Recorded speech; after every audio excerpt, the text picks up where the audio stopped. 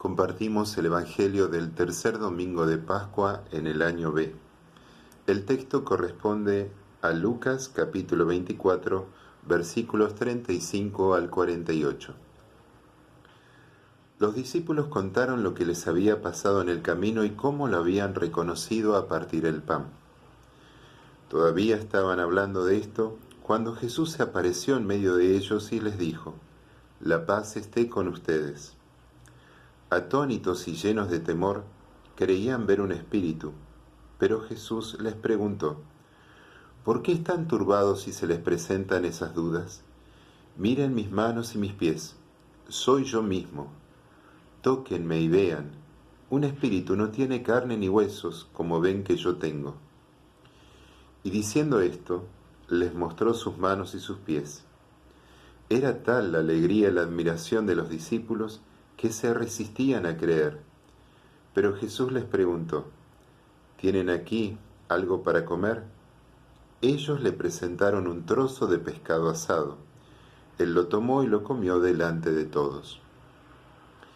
Después les dijo: «Cuando todavía estaba con ustedes, yo les decía: es necesario que se cumpla todo lo que está escrito de mí en la ley de Moisés, en los profetas y en los salmos». Entonces les abrió la inteligencia para que pudieran comprender las Escrituras y añadió: «Así estaba escrito, el Mesías debía sufrir y resucitar de entre los muertos al tercer día, y comenzando por Jerusalén en su nombre debía predicarse a todas las naciones la conversión para el perdón de los pecados. Ustedes son testigos de todo esto». Palabra del Señor.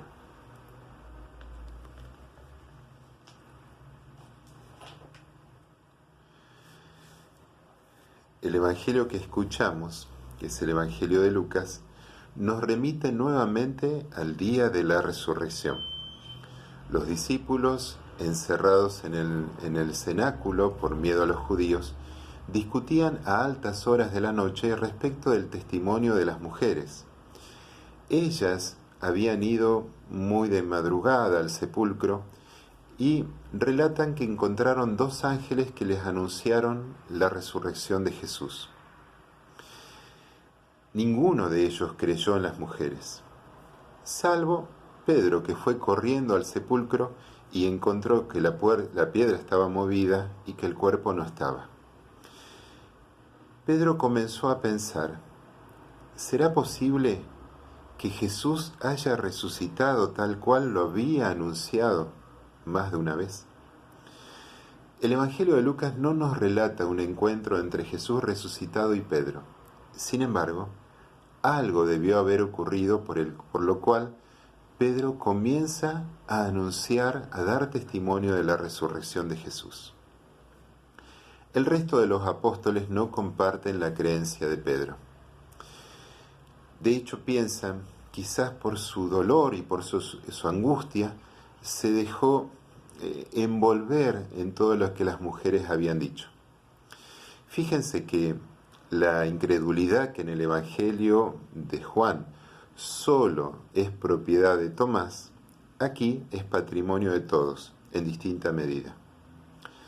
Estaban hablando de esto cuando llegaron corriendo desde Emaús dos discípulos que contaron todo lo que le había ocurrido en el camino y cómo lo reconocieron al partir el pan. Imaginemos que los ánimos se exacerbaron muchísimo más. ¿Cómo mantener una ecuanimidad frente a lo que estaban escuchando? Ellos lo vieron morir, vieron cómo sepultaban su cuerpo. ¿Cómo puede estar ahora vivo? Imaginemos la lucha entre su mente y su corazón. Cómo se agolpan y se mezclan sentimientos y emociones, alegría, anhelo, junto con dolor, con miedo, con exasperación. Pensemos en la resistencia natural a creer junto con un enorme deseo de que sea verdad todo lo que están escuchando. Y Jesús en ese momento se aparece en medio de ellos y les dice: la paz sea con ustedes. Igual que en el Evangelio de Juan, Jesús comienza a cumplir todo aquello que él había dicho antes. Como cuando dijo, donde 2 o 3 estén reunidos en mi nombre, yo estaré allí en medio de ellos. Él asegura su presencia en medio de la comunidad. Y también aquellas palabras que había dicho en la última cena. Les doy la paz, les dejo mi paz, no como las da el mundo. No teman ni se acobarden. Si creen en Dios, crean también en mí. Esta paz nace de la certeza de la presencia del resucitado en medio de la comunidad. Lo que difiere totalmente es la reacción de los apóstoles. En el Evangelio de Juan se nos dice, ellos se llenaron de alegría al ver al Señor. En cambio acá se dice, atónitos y llenos de miedo, creían que estaban viendo un espíritu. ¿Por qué Lucas insiste tanto en este miedo, en las dudas de los apóstoles? Antes de preguntarnos el por qué, tenemos que preguntarnos a quién está dirigido el Evangelio de Lucas. Lucas escribe para personas de pensamiento griego, para el mundo helénico. Y este pensamiento es totalmente distinto al pensamiento hebreo. Para los hebreos, el ser humano es una unidad de cuerpo y alma, y no podemos pensar en uno sin el otro. Nosotros somos cuerpo espiritualizado y espíritu encarnado. Por lo tanto, no podemos pensar en la resurrección sin sumar al cuerpo en esta ecuación. Cuando resucitamos, resucitamos en nuestro cuerpo, pero cuidado, porque no es igual. No tenemos que confundir resurrección con revivificación, es decir, con recuperar la vida que teníamos antes. Esto es lo que le ocurrió a Lázaro, a la hija de Jairo, al hijo de la viuda de Naín. Ellos volvieron a morir posteriormente. La resurrección realiza en nosotros una metamorfosis tal que la muerte ya no tiene poder alguno sobre nosotros. Por eso, somos nosotros, es nuestra identidad, pero no somos del mismo modo. Pablo, al no tener palabras para explicar esto, decía que nuestro cuerpo se vuelve un cuerpo espiritual. No nos vamos a aventurar en este tema. Simplemente tiene que quedarnos en claro que no hay resurrección sin el cuerpo. El pensamiento griego, el mundo helénico, es totalmente distinto. En el mundo griego, el hombre, el ser humano, es una dualidad de cuerpo y alma. Es decir, el yo auténtico es solo el alma.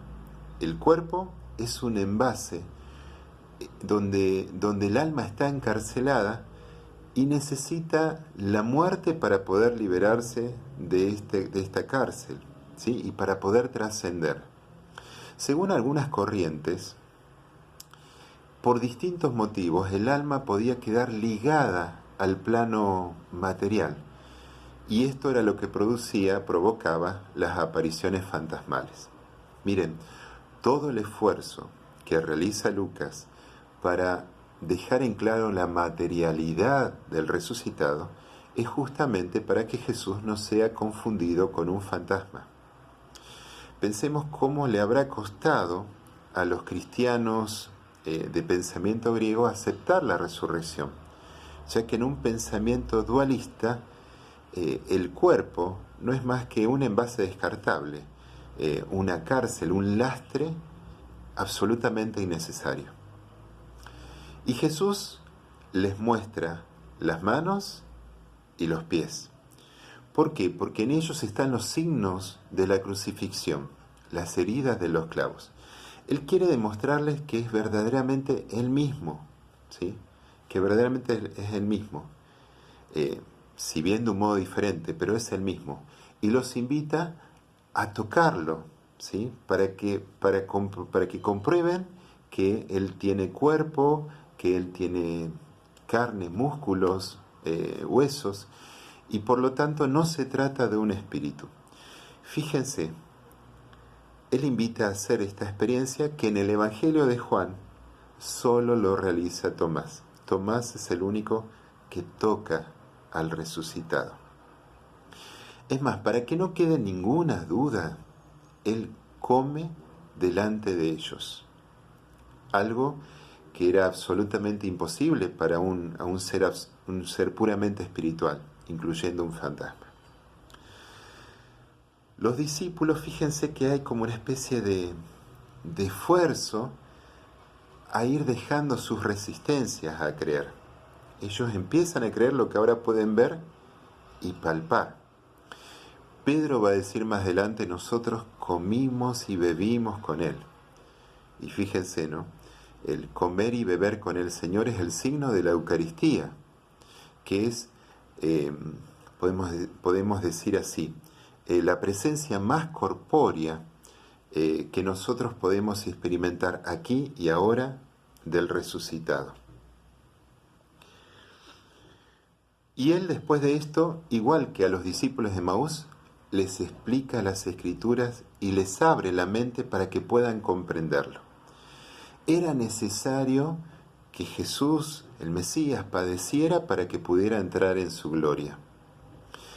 Sabemos, ya lo vimos, que la gloria de Jesús es su muerte en cruz.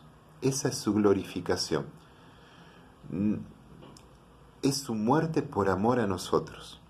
Por eso es que la gloria de Dios, que es patente en Jesús, es el amor infinito que Dios tiene por nosotros, por cada uno de nosotros, sus hijos. La experiencia del resucitado no puede quedar entonces encerrada en la iluminación privada de un grupo privilegiado. El que quiera conservar y solamente conservar su fe, la perderá. La experiencia del resucitado es de tal magnitud que no puede quedar limitada a una determinada comunidad, a un determinado pueblo, a una determinada nación. El anuncio, la buena noticia de la resurrección de Jesús y del amor de Dios por nosotros tiene que llegar a toda la humanidad, de mar a mar, desde el gran río al confín de la tierra. Porque por todos y por cada uno de nosotros Jesús murió y resucitó, para que tengamos vida y vida en abundancia. Y para que esa vida abundante, nos permita vivir libres del pecado, ¿sí? Para que el pecado y la culpa no sean un lastre que arruinen toda nuestra existencia. Que la fe en Jesús resucitado, que esta fe que está dentro de nosotros, ilumine y disipe todas las tinieblas de nuestro corazón.